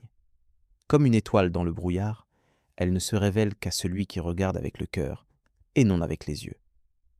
Peut-être le Graal n'a-t-il jamais été destiné à être découvert, mais à être compris. Les sages des anciennes civilisations enseignaient déjà que le monde extérieur n'est qu'un reflet du monde intérieur. Les Templiers, en méditant sur les textes trouvés en Orient, auraient compris cette vérité. La coupe ne se trouve pas dans les ruines, mais dans l'âme. C'est pourquoi Leurs rituels faisaient appel au silence, à la lumière et à la géométrie, les langages du cosmos et de la conscience. Le Graal représentait la perfection retrouvée, l'union de la matière et de l'esprit au centre de l'être humain. La véritable révélation du Graal, celle que les anciens gardaient jalousement, repose sur cette idée simple et redoutable. Chacun de nous est un réceptacle de la lumière divine. Le sang du Christ, ou l'essence du Créateur selon d'autres traditions, coule dans chaque conscience éveillée. Le calice n'est plus de pierre ou d'or, c'est le cœur humain qui reçoit et contient la vie du monde. Par cette compréhension, la quête cesse d'être une aventure extérieure pour devenir un voyage intérieur. Au fil du temps, ce message a été détourné, fragmenté, parfois oublié. L'Église médiévale craignait l'idée que l'homme puisse accéder à Dieu sans intermédiaire. Les rois, eux, voyaient dans cette illumination une menace à leur pouvoir terrestre. Pourtant, rien n'a pu effacer la trace de cette vérité silencieuse. Qui connaît son âme, connaît le divin. Les Templiers furent accusés d'hérésie précisément parce qu'ils avaient osé la vivre. Leur Graal n'était pas un trésor, c'était la conscience éveillée. Si l'on relie les récits médiévaux du Graal à cette lumière, chaque symbole prend un sens nouveau. Le roi blessé du cycle arthurien représente l'humanité coupée de son centre spirituel. La coupe perdue est la mémoire de cette unité oubliée. Le chevalier qui part en quête, c'est l'âme humaine cherchant à se retrouver. À travers les épreuves, il découvre que le trésor cherché se trouvait en lui depuis toujours. Le Graal devient ainsi le symbole universel du retour à la source. Les Templiers, par leur discipline et leur foi, incarnaient cette quête de perfection intérieure. Leur silence n'était pas vide, mais plein d'écoute. Leur architecture, leurs prières, leur choix de vie traduisaient cette obsession de l'équilibre entre ciel et terre. Le temple extérieur qu'ils bâtissaient n'était qu'une représentation du temple intérieur. Chaque pierre posée dans la matière avait sa correspondance dans l'âme. Leurs cathédrales étaient des miroirs du cosmos, mais aussi des miroirs de l'homme. La géométrie sacrée que nous avons explorée dans les chapitres précédents n'avait qu'un seul but: guider la conscience vers le centre. Ce centre, que les anciens nommaient le cœur ou l'œil du monde, représente le point où tout commence et tout converge.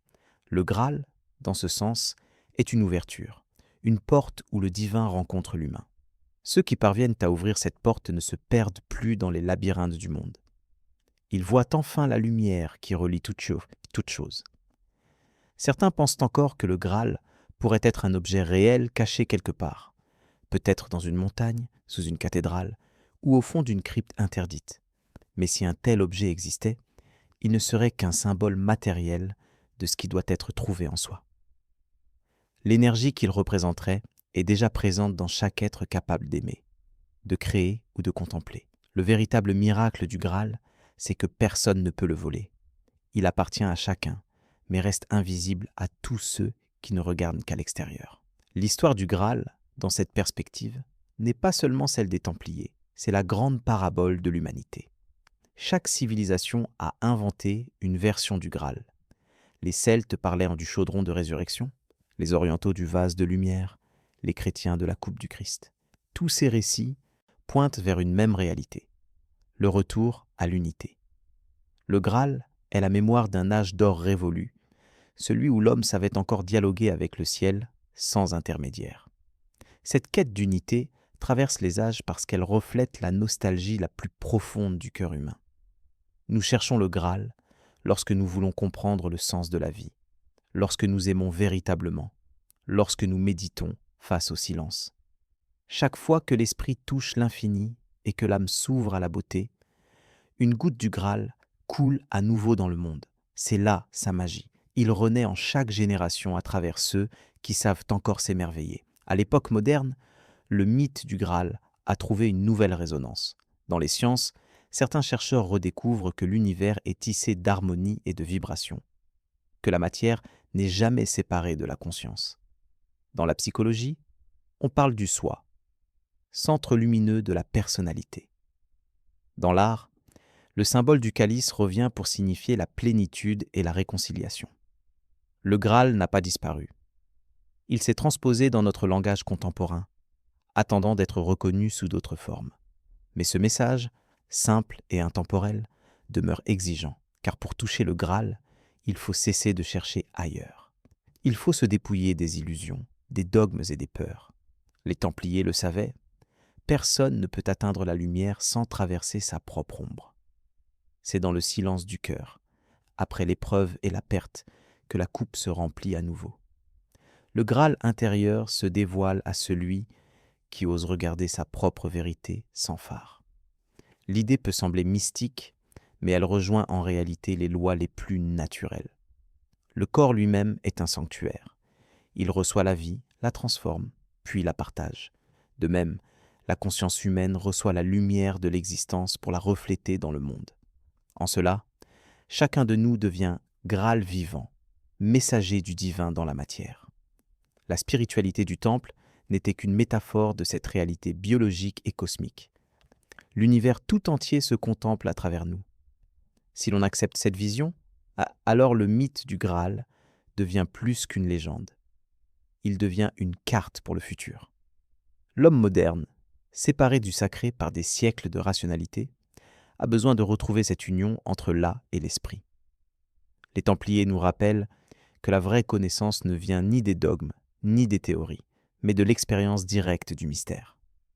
Boire au Graal, c'est apprendre à écouter le monde en silence, à reconnaître le divin dans chaque souffle, dans chaque rencontre, dans chaque instant.